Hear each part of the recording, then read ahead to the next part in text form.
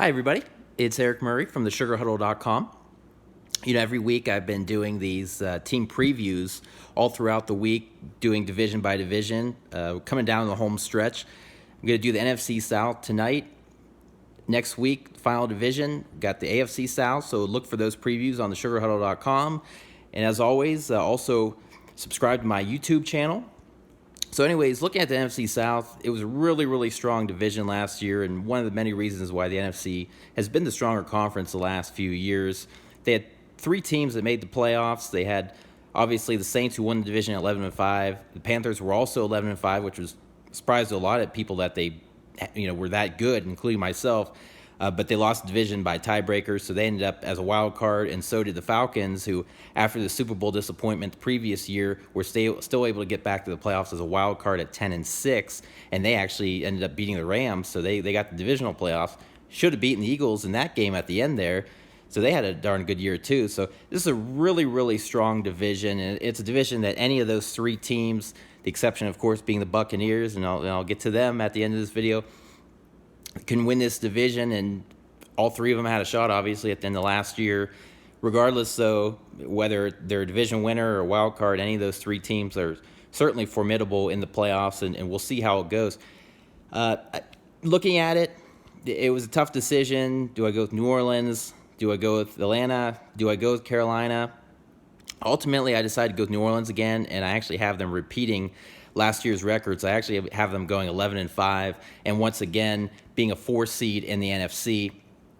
The thing with New Orleans, the thing that really blew me away last year, this is a team that even when they won the Super Bowl back in 2009, they've never been very good defensively in the Sean Payton era, which goes back to 2006. Most years they've ranked pretty low as far as running the football. At best, maybe middle of the pack running the ball. Last year, they had one of the top rushing attacks. They actually had ranked, I believe, top 5 in rushing touchdowns the previous 2 seasons prior to 2017. And I think they end up leading the league last year. And they were also second in another category. I can't remember off the top of my head, but they were a tremendous rushing attack, even with Adrian Peterson and kind of the fallout and him barely playing at the beginning of the year and then trading him away. Remember, they had drafted Alvin Kamara in the 3rd round. A lot of people were surprised he fell that far. They already had Mark Ingram around, who they had already given a long-term contract extension to. That tandem was fantastic. They both did a nice job in the passing game, especially Kamara. He had like 81 receptions, but they tore up in the running game. Ingram ended up having about 4.8, 4.9 yards carry somewhere around there. Kamara had like 6.1, which is unbelievable. Actually, I believe yards per carry average is where they finished second in the league last year. Any rate, though, having that running game, what it did is it took a ton of pressure off of Drew Brees. Drew Brees is almost 40 now. He's like 39. And that was really big for Brees because we're used to seeing Brees throw it 35 or so times a game. A lot of shootouts because the defense usually isn't any good. And Brees was a guy that he ended up only having 23 touchdown passes last year, and his yardage, I think, was somewhere in the 4,400 range or somewhere around there, like a lot lower than we're used to, well under 300 yards per game. And that's a big testament to this turnaround for this football team, because you have this commitment to running ball, and the defense, which I'll get to in a moment, was just absolutely tremendous. One thing, though, I talked about in my article I wrote earlier in the week on the Saints, for the Saints preview, obviously they had that huge letdown in the divisional playoff game in Minnesota, the quote-unquote Minneapolis Miracle, something that, beers flowing for Viking fans, whereas Saints fans crying in their beers. Just a really, really disappointing ending to a really great season. Everybody obviously knows the play, the throw to Diggs from Case Keenum, wide open. Marcus Williams just had to push him out of bounds or wrap him up 40 yards from the end zone. And, of course, what happens, Marcus Williams is afraid because he didn't time his launch real good, totally whiffs, and Stephon Diggs walks into the end zone for such a historical, memorable play. So at the end of the day, really a big letdown for the Saints, but nonetheless, it doesn't take away from all that they accomplished last season. I am concerned as far as the playoffs, especially in a tight game, where they could be mentally with their psyche, how that could affect them. But as far as the regular season, I don't think it's going to affect them at all. I think as far as the regular season, I think they'll be fine. They'll win the division and get back to the playoffs. The thing is, Mark Ingram's going to be suspended for the first 4 games, and they've got some guys across the offensive line returning from injuries, including Teron Armstead. They have pretty decent depth with some veteran guys behind him. But at any rate, I still think, looking at the Saints' early schedule, the first 4 or 5 weeks of the season, they play the Falcons in between. Other than that, they have a lot of really easy games. I know they play the Browns, they play the Bucs, play somebody else like the Bengals or somebody who's still coming off of a losing season last year. So looking at it, I mean, very, very favorable schedule to start the year. It's not going to get too much harder second half of the year. Not too bad. And if assuming they continue to run the ball, and assuming that there's not a big drop-off without Ingram for the first 4 weeks, had the performance-enhancing drug suspension, still run the ball pretty well, and then he comes back and they get even stronger, and Kamara really has a great sophomore year. Certainly a guy a lot of people are high on in fantasy football, a guy who could really be really, really good in fantasy this year. I think they're going to be fine. And, of course, their go-to number one receiver, you have Michael Thomas. I was skeptical about him coming out of Ohio State. He ended up slipping in the second round a couple years ago. 2 fantastic seasons in a row, went to the Pro Bowl last year. As long as Breeze is around and healthy, Thomas should easily have another 100-catch, 1,300-plus yard season, 8 or 9 touchdowns or whatever. So that'll be great there. They did lose Willie Snead, which I think could be a little bit of an underrated loss. But remember, they didn't use him a whole lot last year. Tight end-wise, they've got some veteran guys. Benjamin Watson, who did pretty well last year. Kobe Fleener, who's been a disappointment. But nonetheless, I mean, you feel pretty good about what they've got overall. So, yeah, Cameron Meredith that they got from the Bears, another guy. They signed him on the cheap because he had the injuries. But you got to feel pretty darn good about the Saints offense per usual. And again, as long as they can run the football and injuries on the offensive line don't deplete them too much, and losing Ingram for the first part of the season doesn't hurt them, they should be fine. And then, of course, defensively, just really unbelievable. That secondary, all those interceptions, all those takeaways. Marshawn Lattimore, first round pick last year, ended up being the Associated Press Defensive Rookie of the Year. And, of course, Kamara was the Associated Press Offensive Rookie of the Year, so they had both. Lattimore is just unbelievable the way he was able to transform the secondary. Patrick Crawley, the young defensive back, he's the other corner. Marcus Williams, despite the disappointment in Minnesota, still had a tremendous rookie year.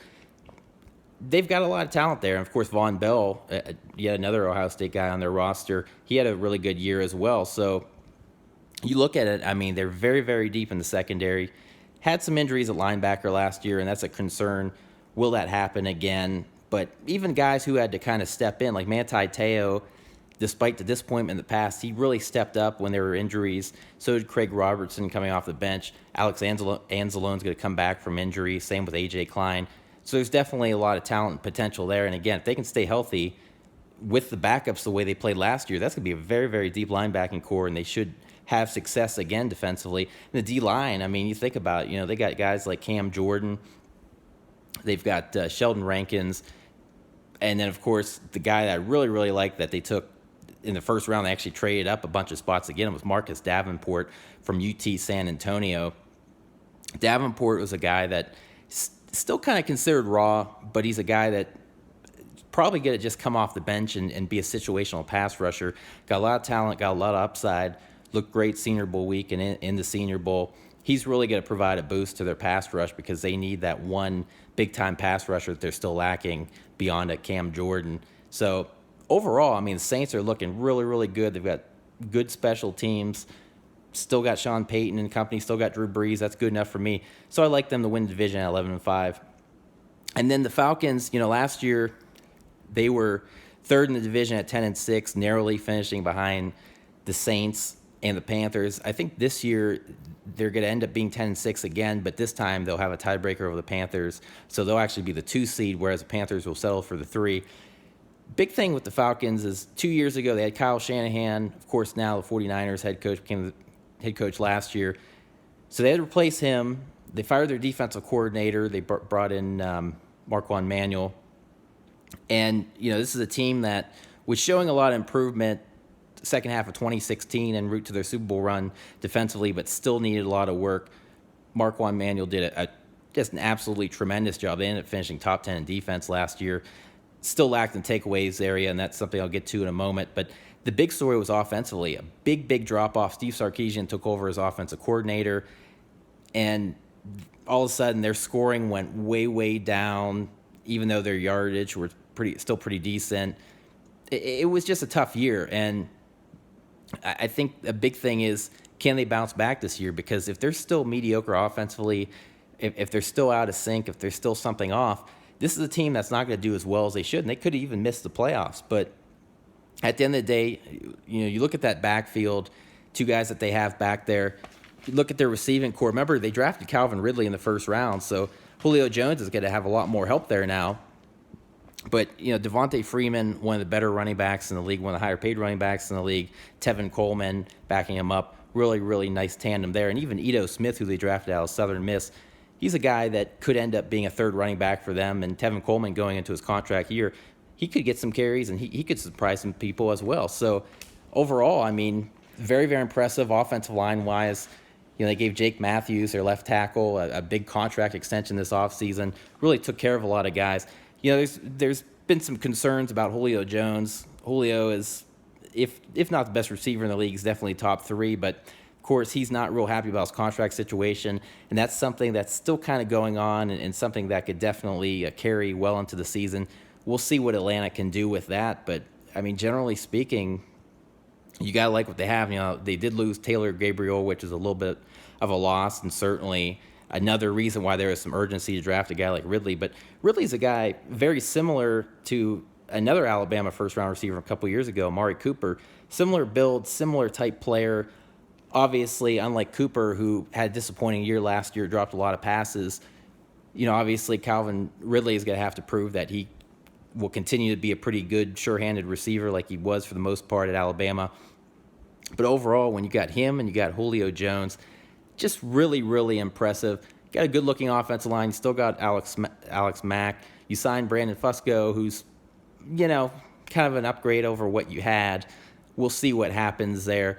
Austin Hooper really had a nice breakout season last year, the former Stanford tight end. There's a million of them in this league. Mohamed Sanu is still there, former Cincinnati Bengal. They signed a few years ago. So overall, offensively, they have a lot going for them, just like they had 2 years ago.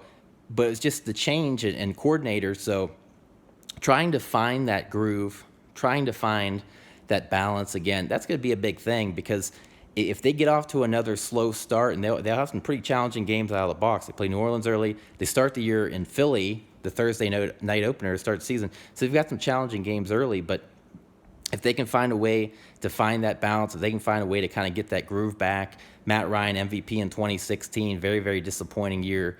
Threw a lot of interceptions last year. But if they can get back in rhythm, they'll be in good shape. If they don't, Steve Sarkisian could get fired pretty early on.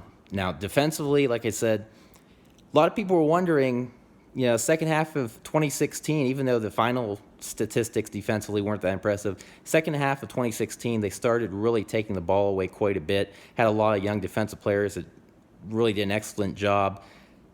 And at the end of the day, they had their struggles in the second half of the Super Bowl. Defense coordinator gets fired. They bring in Marquand Manuel. But a lot of people were wondering, should they do this? Because you got to replace Kyle Shanahan, so now you're going to have to replace 2 coordinators. Well, guess what? They ended up being a top 10 defense last year, so obviously it was a great move. Remember, Vic Beasley had a very down year. He had like 15 and a half sacks, I believe, in 2016, and last year was banged up, and I think he ended up only with something like 5 sacks, so it was a really disappointing year.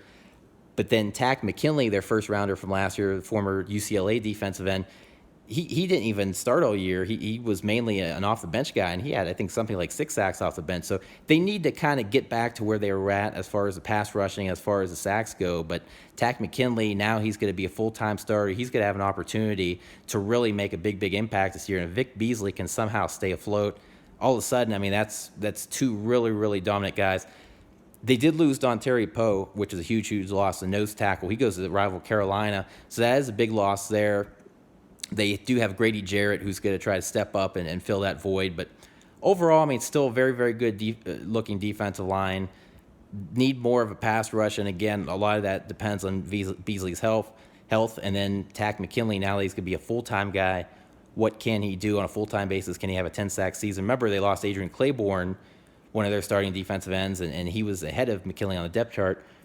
Claiborne had a breakout year last year, but of course, journeyman player, and he wanted a good amount of money. They already had Tack McKinley in place, so it made sense to move on from him. Linebacking core, though, is what really, really impresses me. You look at that trio, you look at Deion Jones, you look at Devondre Campbell, you look at Duke Riley. I mean, just really a tremendous young linebacking core. Jones and Riley, of course, former LSU teammates. Duke Riley in his rookie year was banged up, but he was okay as an off-the-bench player, but he has a lot of talent, somewhat similar to Deion Jones. Both are undersized guys. You know, the thing in today's NFL is they want a lot of these undersized linebackers that can cover just about anybody. Basically, a lot of them used to be safeties even, and they get converted to linebacker, and that's kind of the new age NFL. Deion Jones, he actually led the team in interceptions with 3. That goes to show you the lack of plays as far as takeaways that the secondary made last year. Led the team with 3 interceptions. I believe in 2016 as a rookie also had 3 interceptions. Tons and tons of pass deflections the last couple of years. Just huge production. No wonder he was a Pro Bowler last year. Tremendous player. Riley, again, this will be his first year as a full-time starter. If he stays healthy and can prove his worth and be half the player that Jones is, that's going to be a tremendous tandem. And then Devondre Campbell in there, another outside linebacker. He's actually 6'4". He's like 232 pounds, but another guy who made some plays last year and has some upside. So that's a really, really good linebacking core, really, really good foundation. And again, if the defense line up front can stay healthy, stay afloat, do a good enough job defending the pass or defending the run, and also getting after the quarterback better than they did last year, all of a sudden that's going to be a very, very potent front seven. All of a sudden, a top 10 defense could ascend possibly even into top 5 territory. Now, secondary-wise, they have a lot of talent. They have a lot of good players, and they actually weren't bad as far as statistical rankings, a lot of categories. But the issue is, even though they were a bend-don't-break team, even though they had their fair share of pass breakups, very, very few interceptions. I think as a team, Atlanta had 8 interceptions total. That's all they had. And 3 of them were by Jones, so that means the other 5 were by their defensive backs. You know, Desmond Trufant trying to bounce back. Really, really exceptional corner, but again, needs, as that top guy, needs to do more, needs to have those 3 or 4 interceptions. They've got Robert Alford. They've got Ricardo Allen. They've got Keanu Neal. You know, Alford, Allen used to be a corner. But again, both undersized guys. Both of them, I think, are listed identical height and weight, right around 5'10", $185, 190 pounds. So undersized guys. Now, Alford had a whole bunch of pass breakups, had a career high for pass breakups. I want to say he had something like 20 pass breakups. So he was a really, really good player. But again, they just need those takeaways. They need those interceptions. So what do? They go out and they draft Isaiah Oliver in the second round out of Colorado. He's the ideal cornerback for the Dan Quinn defense. Of course, the defense like he had in Seattle with Richard Sherman and company under Pete Carroll. They want those big, long cornerbacks, guys who are 6'1 plus, 200 plus pounds. Well, Oliver fits the bill. He's 6'1", 201, and he made quite a few plays, had some interceptions, made a lot of plays at Colorado. So if he gets an opportunity to play early on, all of a sudden they can really up their production there. Keanu Neal, who's more of a run-based safety, very, very productive last year, continues to get better and better and better. So if they can just get really not even like a crazy amount, but they had like 5 interceptions combined last year, the secondary, and if they can get around double that, I mean, if they can get 8 or more like 10 interceptions this year, again, this defense could easily go from being like a top 10 type unit to being top 5. They can be a great, great unit, and that's going to take them a long way as far as trying to get to the Super Bowl. So we'll see there, but I like them to go second in the division, just narrowly fall behind the Saints. And because their schedule's tougher early in the year, and because, of course, you have to factor in that we still aren't really sure about the offensive line, or I'm sorry, we really aren't sure about the offense in general. They have the talent, they can get it done, but just a disappointing year under Sarkisian last year. And so they really need to bounce back this year because they went way, way down in scoring. I want to say they decreased their scoring output by something like 7 or 8 points a game, way, way down there. They still got a good amount of yardage, but they couldn't score. They couldn't put the ball in the end zone consistently. So, again, if they can't do that first 5, 6, 7, 8 games into the season, especially with some tough games early on, then guess what? Sarkisian's going to be out of there. Then they're really going to be reeling because then they're going to have an interim offensive coordinator the rest of the year. So that's the one thing that does concern me, and if they get to the playoffs again, that could be another concern. We'll see what they do by the time January rolls around if they are in the playoffs. But nonetheless, I just think the Saints are a little bit better, and I think the Saints will find a way to edge them out. Carolina, a lot of people are really down on them right now because many assume that they could be a 9-10, possibly even 11-win team and make the playoffs once again. They've been ravaged by injuries in training camp. Remember, they really wanted to upgrade their secondary. One of the guys they signed was cornerback Ross Cockrell because they were really reeling at corner from after Josh Norman left a couple of years ago, signed that big contract with the Washington Redskins. So they bring in Cockrell, a nice journeyman guy, nice guy who can rotate in there. He breaks his leg in training camp. Big loss. Denoris Searcy, the safety, he got nicked up. So, secondary, there's some concerns there. Linebacking core, there's also some concerns because Luke Kuechly, even though he had a really nice bounce back year last year, previous couple of years dealt with a lot of injuries, and because of some of his concussions in the past, you wonder, just one play and all of a sudden he could be down for a number of games. So concerning there just because of the past. It is something you have to take into consideration. But remember, Thomas Davis, who's been so reliable for so many years, actually made the Pro Bowl the last 3 years, gets better with age, said that this is going to be his last year in the league. This is his 14th and final year, all of them with Carolina. Well, guess what? He actually gets in trouble in the offseason for performance-enhancing drugs, so he's actually going to be suspended for the first 4 games. And that really hurts them because, Shaq Thompson, he's been a guy who's been his understudy, a former first-round linebacker out of Washington, another guy, kind of like those Atlanta linebackers, kind of a hybrid safety linebacker, undersized guy, sideline-to-sideline type guy. Well, he's been an off-the-bench guy the last couple of years, so now he's going to have to prove his worth as a starter. Now, they did get a kid out of Maryland in the 5th round in Jermaine Carter, and he was a guy who had a whole lot of tackles in college, a big playmaker in college. And he's a guy who could contribute pretty early on, even as a 5th-round guy. He's a guy you might have to look out for because, again, if Shaq Thompson struggles a little bit in those first 4 games, Kuechly possibly gets nicked up, they don't have a real deep linebacking core right now, so that's a concern. As far as the defensive line, they had to make a decision between Kawan Short and Star Lotulelei. They did make a smart decision by going after by keeping Short. But along the way, guess what? They went out and they got Dontaria Poe from the Atlanta Falcons, so to steal a really exceptional nose tackle from a rival, big pickup. And Poe wasn't a Pro Bowler last year, but he was still productive. Been a fairly productive player throughout his career. Obviously, as a nose tackle, has had some weight issues, but generally speaking, really good run plugger. So with him and Short, that could be a really dominant interior defensive line. Remember, you have Mario Addison. You drafted Marquise Haynes out of Ole Miss. Edge rusher who's actually very similar to Addison, undersized guy that you wonder, can he put his hand in the ground in a 4-3 defense? But remember, all-time sack leader at Ole Miss, and he broke the school record by like 6.5 or 7.5 sacks. Did some great things at Ole Miss. Was a guy that actually people thought was going to go a lot higher in the draft than he actually did. And ironically, he actually broke the school record of Greg Hardy, the former embattled Panthers defensive end, to say the least. So they do have a lot of talent there at the defensive line, but the linebacking core is very concerning because of the injuries there. So we'll kind of see how that goes. And the secondary was a big concern because, again, when you lost Josh Norman a couple years ago, you had to draft a couple of rookie cornerbacks. One of them's not even with the team anymore. But James Bradbury showed a lot of improvement from year 1 to year 2. Still needs to make some more plays as far as interceptions, but he definitely showed some growth. But certainly losing Cockrell, that was definitely a big loss because he was a guy who could have really kind of provided boost, even as an off-the-bench guy. Remember, though, Dante Jackson, the LSU cornerback, they took him in the 2nd round. He's a playmaker, really talented guy, and he's somebody that Carolina feels pretty good about. So he's going to have an opportunity to compete for the starting job and maybe start early on.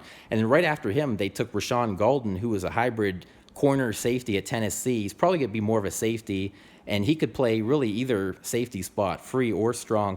Remember, Mike Adams, the longtime journeyman safety, is now in like his 14th or 15th year. He's played pretty well in Carolina. He's back, but again, they can certainly upgrade for him. So Golden's a guy that he too, like Jackson, could be called upon to contribute pretty early and definitely do some big things for them. Then another guy that I really liked offensively, 2 guys, DJ Moore and Ian Thomas. This is a team that really needed to continue to bolster their receiving core. They went out and they got Torrey Smith from the Eagles, and Smith hasn't really been that productive his last couple of years in the league. But even last year in Philly as more of a third type receiver, when he was called upon, he played exceptionally well, did a lot of really good things, even though the numbers weren't real big, did some really nice things in the playoffs especially, made some big plays there. But nonetheless, Devin Funchess has been a pretty decent receiver, a former tight end at Michigan, but he's not the greatest thing ever. So they needed more depth, and they needed that true number one receiver. So what do? They go out and they draft DJ Moore in the first round, certainly a guy that a lot of other teams really were into. And DJ Moore, he's a little bit undersized, kind of has that running back type build, like 5'10", 5'11", right around 200 pounds. Heck of a receiver. I mean, the way he can go up at his size is amazing. Makes a lot of plays. He was actually the Big Ten receiver of the year at Maryland last year. Maryland was a struggling offense, struggling team. So for him to do that and put up the numbers, set school records in receiving last year, over 1,000 yards, had like 8 touchdowns, pretty darn impressive. Of course, he got pulled over a couple weeks ago for going like 50 miles over the speed limit, but nonetheless, other than that, he's fine off the field from what I've heard. But he's a guy that could very easily show that he is that number one type receiver very, very early on in his career, and he might have to do it from day one. Like I said, not the deepest receiving core in the world, but he's got an opportunity to show himself early. And the thing about it is, Steve Smith, who's the greatest receiver in franchise history, one of the greatest players in franchise history, a lot of people think DJ Moore is the second coming of Steve Smith. And if you don't believe me, even Steve Smith himself, during the Fox NFL draft coverage, he even said himself, he reminds me so much of me. So that says a lot about Moore. Ian Thomas out of Indiana, the tight end, he's like 6'4", 258, I think is his official height and weight. Very long, athletic, basketball-type tight end, which has kind of been, the trend in the last decade or so in this league. He's a guy that some people actually thought could sneak into the very end of the first round, if not be a second rounder at the very least. And he's a guy who really, really can blow people away with some of his playmaking ability. Remember, Greg Olsen is still there, but Greg Olsen's getting up there in age. He's had a few durability concerns in recent years as well. So all of a sudden now, if you're Cam Newton, you've got Thomas and Olsen to throw to. Very, very impressive. Cam loves throwing to tight ends, so having those two guys is a really, really great tandem. But the big thing I want to talk about, the big thing that I highlighted in my article on the sugarhuddle.com when I did the Carolina Panthers season preview, they didn't really lose their identity, but for years and years and years since Cam came in the league in 2011, they're a team that's been more of a vertical offense that tries to mix in some of those zone read, spread offense elements, kind of like he had when he was playing at Auburn, when he won a Heisman Trophy and won a national championship. Well, last year, even though they still had Mike Shula as their offense coordinator, they actually decided to mix it up, and they decided to do more of a shorter passing game because they wanted to protect Cam because their offense line hasn't been very good in recent years. He gets hit a lot, and he runs a lot, obviously. He's well on his way to breaking a lot of these all-time rushing records for a quarterback. So they wanted to kind of get the ball out of his hands quicker and protect him more, and so they went to a shorter passing game. Remember, they took Christian McCaffrey out of Stanford, 8th overall, and then, of course, Curtis Samuel, the former Ohio State hybrid running back receiver, they took, I believe it was in the 4th round. He's like a flex-type player, almost like a poor man's Tyreek Hill, I guess you could say. But neither one had the real great production last year. Christian McCaffrey just didn't have a whole lot of luck in between the tackles because of the Panthers, some of their woes. Caught a lot of passes, though, out of the backfield, and he's a guy a lot of people are hyping up in fantasy football, could really have a big breakout year. And the big thing, of course, is the addition of Norv Turner, now the offensive coordinator, which I'll get to in a second. But Curtis Samuel, he went down after half a season with an injury, and I think he only had like 14 receptions or something like that. He didn't do a whole lot. But anyways, they tried to go into a little bit more of a short passing game. Well, guess what? Cam stubbornly said, I'm not going to change my identity. I'm still going to run the ball a lot. So the plan to make him run less didn't work out well because I think in 2016 he had like 90 carries, and last year he ended up having a career high in carries. I want to say it was something like 137 rushing attempts or something, and he had a career high in rushing yards. I think he had something like 754, had several touchdowns as well, but he's a guy, and he actually led the team in rushing. But nonetheless, I mean, he still takes a lot of hits, and you still want to see him not take as many hits, and you want to see him kind of get the ball out of his hands a little bit quicker and a little bit more accurately. So Norv Turner comes in. Norv Turner, legendary offensive coordinator, Super Bowl champion offensive coordinator in the past with Dallas Cowboys, been a 9-7 type NFL coach at every stop he's been in. He's coached a lot of great quarterbacks. Philip Rivers, who will eventually be in the Hall of Fame. Troy Aikman, who obviously already is. And he said in the offseason when he took this job that he felt that Cam, who about a career 58.5 to 60% passer, and he's actually only been a 56% passer the last 2 years, been really bad in that area. But he said that he felt that Cam could throw into the mid-60s completion percentage-wise. Remember, North Turner's offense, if you follow the Chargers for several years when he was a head coach there, as well as those great Cowboys teams of the 90s, that's an Eric Coryell offense. His entire career, everywhere he's been, he's always ran an Eric Coryell offense, which is a vertical pro-digit offense, and that's what Cam actually ran his first couple years in the league when he first came in, and then it changed into more of an Earhart-Perkins type offense where it's kind of a power run with some vertical pro-style passing. But going back to that Eric Coryell offense, and it's offense where North Turner, when he was in San Diego, he had some taller receivers, go up, a lot of jump ball type catches when Philip Rivers obviously was a quarterback, who still is.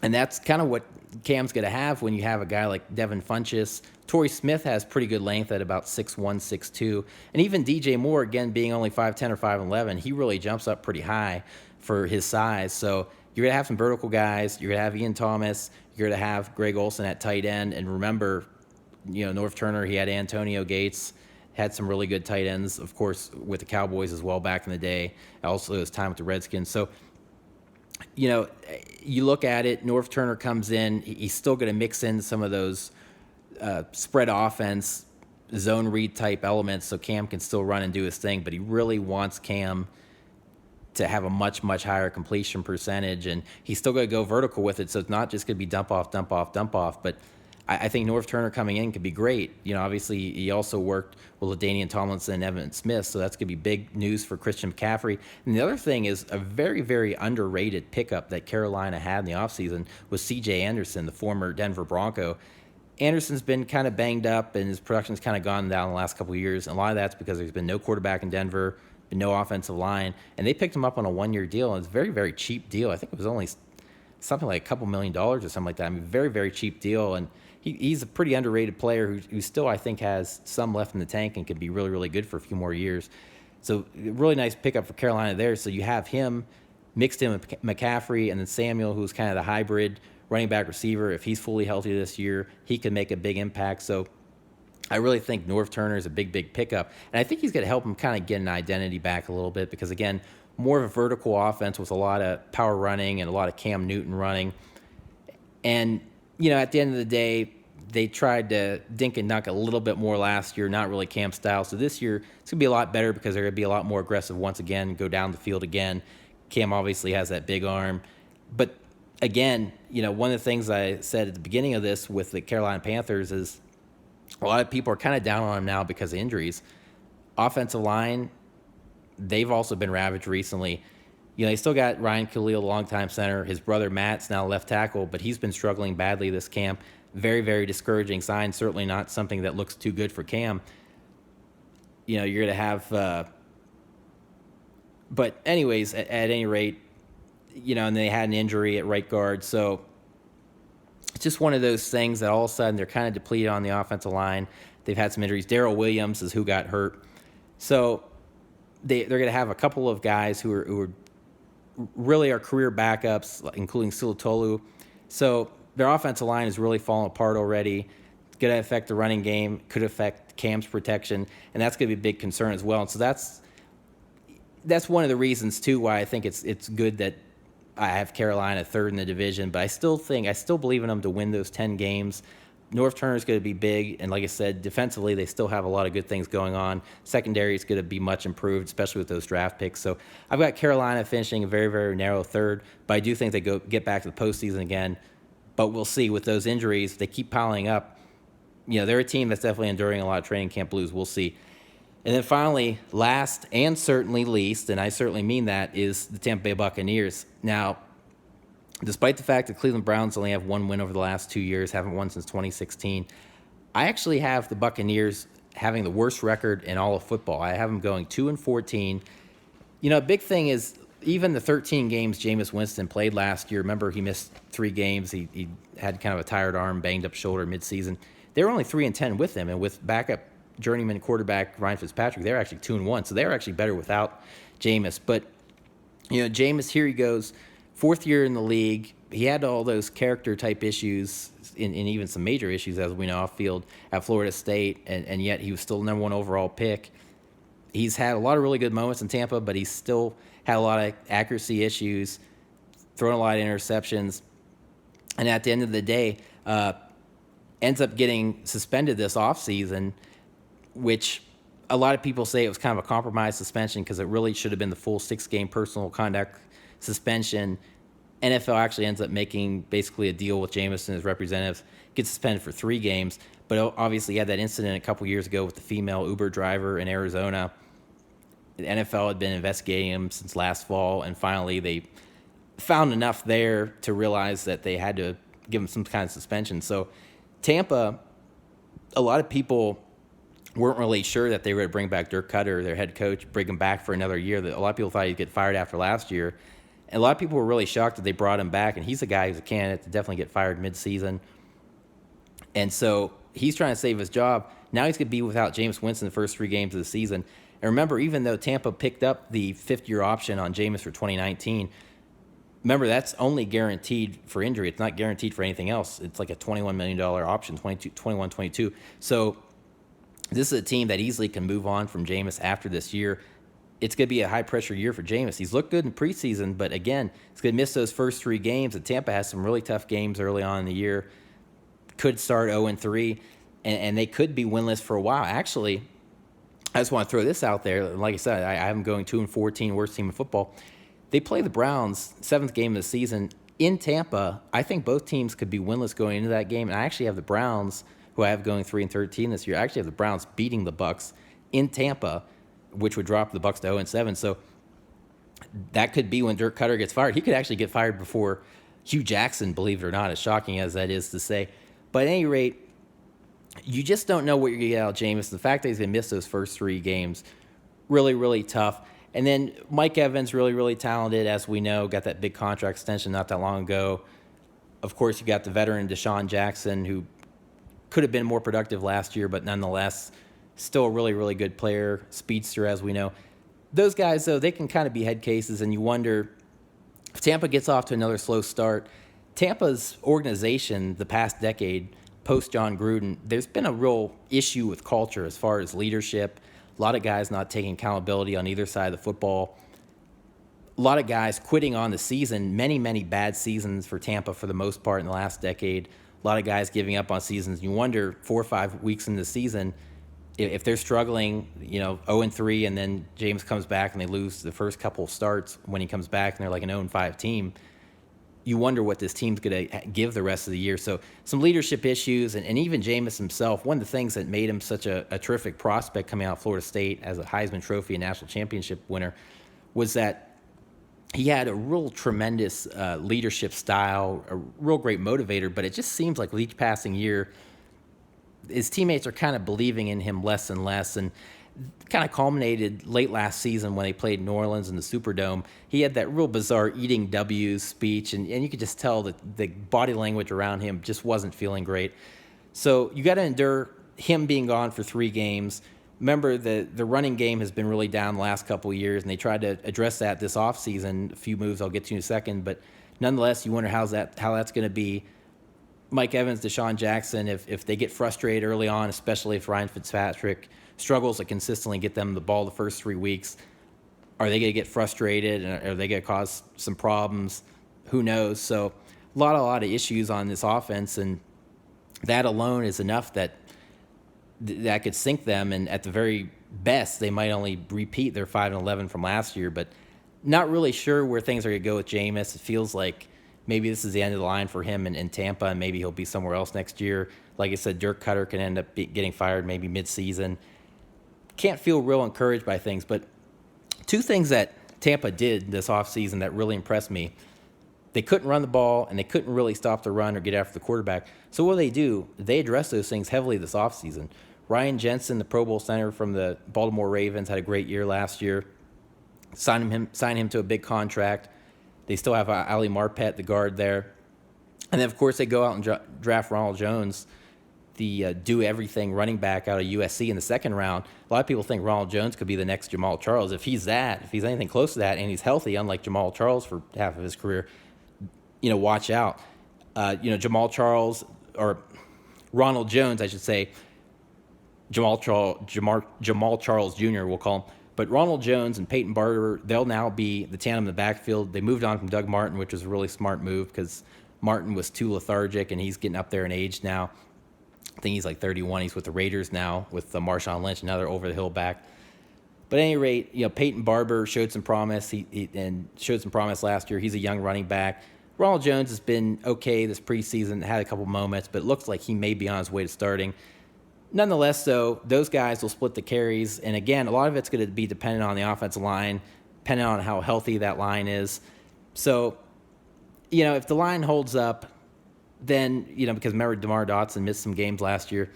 If this line holds up, they could finally get back to running the ball effectively for the first time since Doug Martin's rookie year. Speaking of Doug Martin, back in 2012 when he had that great rookie year, because outside of that 2012 season, there's been a lot of really, really bad years for the Tampa Bay Bucs as far as running the football. So if they can do that, that would take a lot of pressure off of Fitzpatrick the first few weeks of the season and certainly help them along. Maybe they steal a win. Maybe they win a few more games than I think. A lot of it, obviously, is going to come down to Jameis. But I really liked what they did there, trying to bolster the line, trying to bolster the running game. Speaking of Jensen, remember, Baltimore had been down running the ball for a few years. All of a sudden, they became a top 10, 12 rushing attack last year. So Jensen was a big part of that, and I think that was a really nice pickup. But then on the defensive side of the ball, defensive line, they made a ton of moves, a ton of transactions. They had Gerald McCoy, who's been a great defensive lineman, probably a future he'll definitely be a future Hall of Famer down the road. Great defensive tackle, but outside of him, not much of a pass rush, a lot of underachievers, had some veteran guys mixed in, weren't getting the job done. So what do? They go out and sign defensive end Vinny Curry from the Super Bowl champion Eagles, really nice pass rusher, give him a 3-year deal. They go out and they trade for Jason Pierre-Paul from the Giants, who former Pro Bowler, not a guy who's really known for his pass rushing, more of a run stopper, but nonetheless very solid there. It's going to help out there. Bo Allen, who's really kind of a blue-collar, high-motor defensive tackle, Vinny Curry's teammate in Philadelphia, another Super Bowl winning guy. They go out and they get him. And then Mitch Unrein, the former Chicago Bear, who, of course, used to also be with the Broncos, he's going to be a backup. So all of a sudden, you've really bolstered your depth. And then Noah Spence, who was their second-round pick last year, he's on this crazy, 9,000-calorie-a-day diet. So all of a sudden, this defensive line looks like it could be fierce, it could be feisty. They've invested in the defensive line in the past, and it hasn't always worked out. So if it can work out this year, that's going to help out a lot because you still got Levante David, who's been a Pro Bowl linebacker in the past. Still got Quan Alexander. So you've got a pretty good-looking, pretty decent linebacking core. You have possibly a strong defensive line. So this team will go, from a defensive standpoint, this team will go as far as that defensive line goes because if it holds up, if it really ups their pass rush and they do a pretty good job stopping the run, all of a sudden this is a defense that at the very least could be a top 15 defense in this league, possibly top 10 depending on what the secondary does. So that would be a good start. But a big hole on this football team is that secondary. Vernon Hargreaves has been an underachiever. Brent Grimes had another great year last year, but the problem is he's 35 now. I think he might have even turned 36 in the offseason. So there's a lot of question marks there. MJ Stewart, they drafted out of North Carolina. Carlton Davis right after him. Those guys were both second-round picks. Those were both really, really good-looking picks. And by the way, defensive line, their first-round pick, 12th overall, Vita Vea, nose tackle from Washington. Huge pickup there. Just imagine him and Gerald McCoy in the next few years. That could be an unstoppable tandem. So you're talking about a defensive line that could be really, really deep. But going back to the secondary, MJ Stewart is a guy that could end up starting sooner or later. Carlton Davis, another guy who could end up playing early on. So, Vernon Hargreaves has been a disappointment so far. We'll see with this secondary. I mean, that's going to be a big caveat on their defense because, again, if you look at the front seven alone, you say, this is a defense now. If those, acquisitions, if they can live up to the hype this year, again, they can be a top 10, 12, 15 type defense. But secondary, they got to make a lot more plays. Hargreaves has been disappointing. They've got Keith Tandy, Chris Conti. He's just an also ran journeyman guy. So Again, still some issues there. Justin Evans is a really good-looking player, though. He did a nice job last year, so they do have him at safety. But safety position certainly could get a lot better. Cornerback depth, we'll see what these young guys do. If they look good, then they'll be in pretty good shape. But overall, Tampa Bay Bucs got some tough games early, and even the easier games when they start playing teams like the Browns and Bengals, depending on what kind of year the Bengals have. Not even sure they can win those games. I'm just wondering, again, this team still generally lacks leadership, and you just wonder with Jameis, what is he going to do this year? How long is Dirk Cutter going to last? And you're going to have an interim head coach, interim offensive coordinator, which could also happen in Cleveland and cause them to not perform as well as some people think. So I've got them going 2-14, and that's just kind of where I'm at with Tampa. They could do a lot better, but I'm not confident that's going to be a whole lot better. And it's really been Tampa's history when you think about it, because other than like a 10-year stretch, late 90s and into the early 2000s, including their Super Bowl title in 2002, other than that, they've had a pretty forgettable history since they came in the league in 76, especially last decade. 2 years ago, 9-7, missed the playoffs after a 7-4 start. Year before that, they were 6-6, right in the wild card race, and then they lost the last 4 in a row. Other than that, they've been pretty forgettable. So I'm just, at this point, I'm not sure that Jameis is the guy that we all thought he could be. I thought coming out of Florida State that he was as talented as any quarterback ever to come into the NFL. And if he stayed out of trouble off the field, had a lot of work ethic issues as well, but if he stayed out of trouble off the field, if he worked hard, didn't have all those interceptions like he had as a redshirt sophomore in 2014, I felt like he could be an all-time great quarterback and win multiple Super Bowls, but all of a sudden these off-field issues are starting to come back to haunt him again. He's still not mature enough to handle that. All of a sudden it doesn't seem like his teammates respond to him as much. Wildly inconsistent when you think about the completion percentage and you think about way too many turnovers, especially a lot of interceptions. Decision-making is not great. Still questions about work ethic. I just look at Tampa, head coach, quarterback. I don't think either guy at this point is really right, at least for Tampa. So even with all the things they did to bolster the defensive line, and even getting a little bit better on the offensive line and bolstering the running back position, I'm just not sure it's going to be enough. So Tampa, sorry, but you're going to be 2-14 this year. So anyways, that's my NFC South preview. Again, go to sugarhuddle.com. Check out all the stories. I'm going to have the AFC South this week, previews for all the teams there. At the end of the week, I'll have an AFC South video, and then right after that, I'll do a playoff preview story, or actually a playoff prediction story, and I'll pick a Super Bowl champion as well. And I'll also do the video on that right before that season opener. I believe that's September 6th, that Thursday night opener with the Eagles and the Falcons. So within a day or even a few days before that, I'll have that video up as well as the story that I'll write right before that. But yeah, go to sugarhuddle.com, subscribe to my YouTube channel, and take care.